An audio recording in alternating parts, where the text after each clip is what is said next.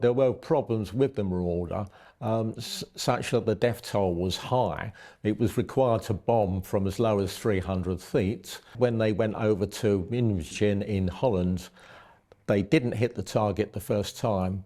And of course, something then happens that every airman dreads. They're asked to go back and do it again to destroy the target. Well, they went back, and the Germans, not surprisingly, were ready. They'd lost the element of surprise the day before, and they were absolutely slaughtered. And between fighters and ground artillery, none of them came back. And that was a lesson that was learnt. And from that lesson, they then decided that they would fly at a medium altitude of 10 to 12,000 feet, normally at 12,000 feet.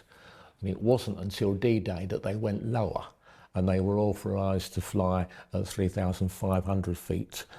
We know that because that's the height that aircraft from the 386 based at Little Eastern then, but were here before that, bombed at Omaha Beach before 6:30 when the troops went ashore.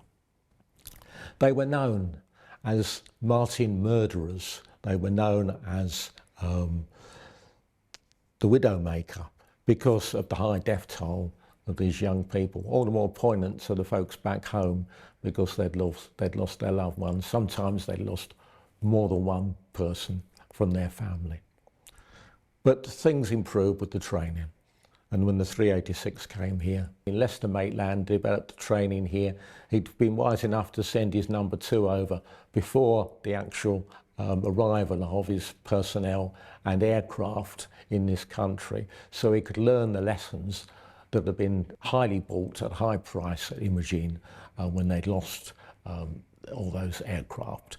So that they basically train again, take them up, get the hours on the aircraft, get experienced people to train them, and drive down the accident rate over a period of time. It was just intense training that they did.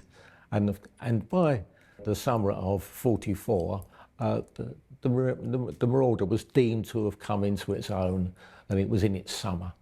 But really, by that time, it was too late because the Americans were already looking forward into the years beyond, well, we defeat Germany and what happens after that.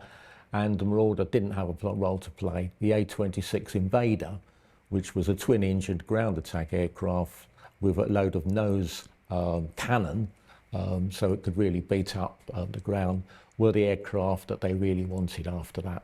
So they shut down one plant, they shut down the Omaha plant where Mr. Shorty had been manufactured in 1943.